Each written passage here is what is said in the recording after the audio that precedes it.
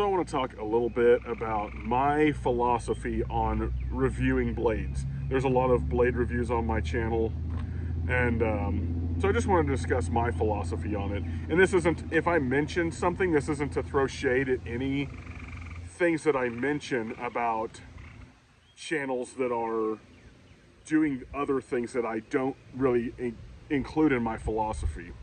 Because, like, granted, Joe X, that is the channel to go to, and I watch Joe X. I love the channel. I like what he does. There's a lot of people that get mad that he destroys blades. I like the idea that a guy's out there taking a blade, I don't care if it's Chinesium like this, or, you know, something that's $2,000, and putting it to the absolute destruction test that you could give it. I think that that's valuable in the sense that you're going to get a baseline for what that blade can handle, whether it's from the cheap end or the expensive end. I like that. As far as the way I review blades, I don't go that far. I am a fella on a budget here. So a lot of my blades are on the lower end of the price range, and sometimes they're clones. A lot of times they've been clones lately, just to test out the design, you know.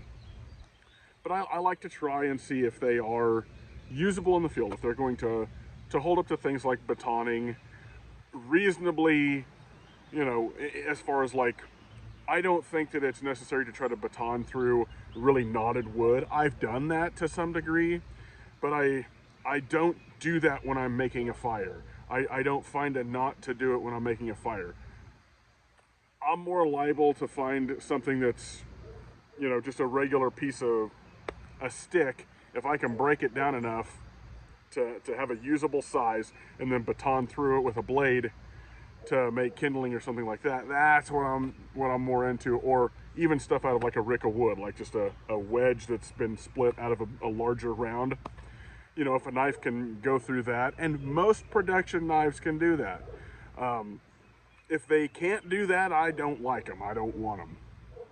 But I'm also not into, like, trying to necessarily go through a car door like Joe X doing the stab test. That's just not, that's not in the galaxy of anything I plan to do with these knives. So when I review a knife, I'm not giving it a grade on anything like that, being able to puncture metal, or like Peterbilt Knife Guy, which is another great channel. Again, none of this is throwing shade. I like watching him cut cardboard rolls with super sharp knives. Obviously a better knife sharpener than I am. So yeah, Peterbilt Knife Guy cuts through nails and stuff like that. I think Jacob Peterson does that too, or he did it recently with this, and this blade failed spectacularly on it. I'm planning to do a review on this. I've had it out, and I've put some work in with it. My philosophy is probably a little bit different than his. I don't want to speak for him, but he seems to not be a fan of clones, but he's also a businessman with his own brand, so I totally get it. I wouldn't support a clone market if I had a knife brand either. And there is some, I guess you could call moral conundrums with buying clone blades. In the sense that, okay, the last 6,000 years of knife making, it's been the same general shape. But there are handle features, design features, edge geometry, and stuff like that. And just, there are the telltale signs of certain makers and how they do it. And I understand that the Chinese are ripping people off to some degree, especially the manufacturers here. And I guess that's just a different video altogether. But when I take something like this out, I'm trying to see, okay, I got this for $26. Is this gonna hold up? Surprisingly, it has. Do I like the retention in that? Yeah, I think that's a great scabbard for, a knife this big comes with it for $26, when there's a lot of knives that are $500, $600, $700 that don't even come with a scabbard. So to me, that kind of counts in the review of this as a package, okay? But for $25, $26, and it being a clone, it's supposedly DC-53. I'm not a knife nerd steel guy, as long as it's going to chop like I want it to, if it's going to retain an edge and hold up for the most part on natural stuff like wood, stuff you're going to be using in the environment out here to make a shelter, make a fire. You could probably do fine cleaning a deer with this, although this is way bigger than you need. It'll do the trick. It's the basic things, and will it hold up to abuse? So that's what I do with my knives, is take them out and baton them, and you know, sometimes I'll do like cross-cut, like cross-grain batoning through stuff, and just try them out. And if it hits those marks, then for me it's usable, and it's a decent blade. And if it's at a budget price point, I like it. I'm a guy who, I got a family, I got limited funds, so I'm buying a lot of the cheaper stuff, and that's what you see on here. I have nothing against, the expensive stuff, other than the fact that I can't buy it, because I don't know, maybe I need a little more patience and save up for some of it. I've got some Ontarios and stuff, but that's still the lower end of the American market. But I don't know, if it's usable, if it holds up, and if it's got a scabbard with it that's reasonably good, or a sort of a Kydex style one, that's kind of what I like. All of this really is preference when you get down to it. And so if it's durable and it hits the markers of having a good scabbard, and I can use it long term, any of these budget blades that are production out of China or any of that, most of them are going to hold up to the average user. The destruction test stuff, the metal against metal tests and stuff like that, that's just not what I do. But the channels I mentioned are awesome. You should go check those out. Just to reiterate, none of what I have said is throwing any bit of shade on those guys, because I watch them, I respect them, and some of them have some good philosophical points and discussions about clones that maybe you should hear too. Okay, specifically Jacob Peterson. I think that he's right about how the market is.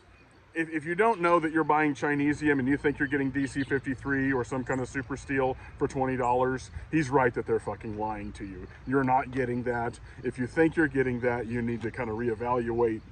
You're buying from probably one of the most dishonest countries on planet Earth. But we're all to some degree hypocritical in the fact that we've got, half the shit in our houses are Chinese, things like that.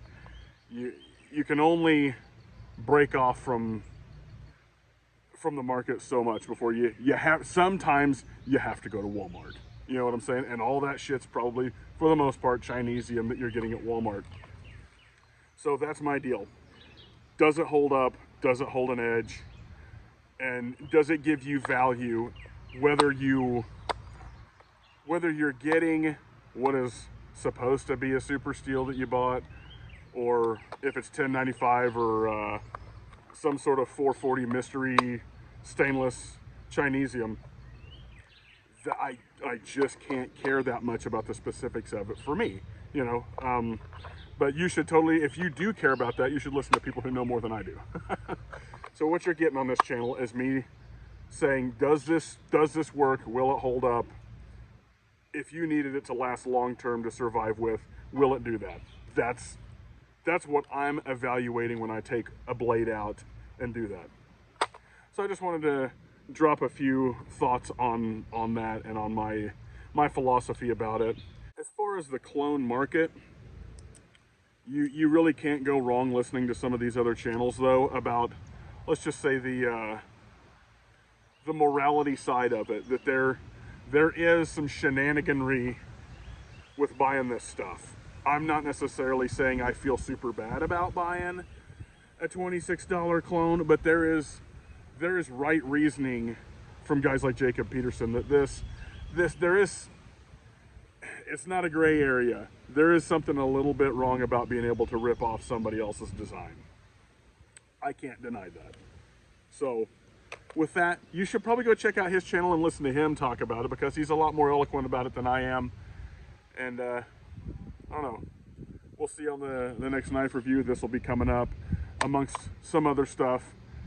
A lot of it's clones, but that's what a guy like me's got the money for. So we'll catch you on the next one, and I hope you understand where I'm coming from with putting my philosophy out there as far as how I'm testing and what I'm looking for in a knife. So we'll catch you on the next one.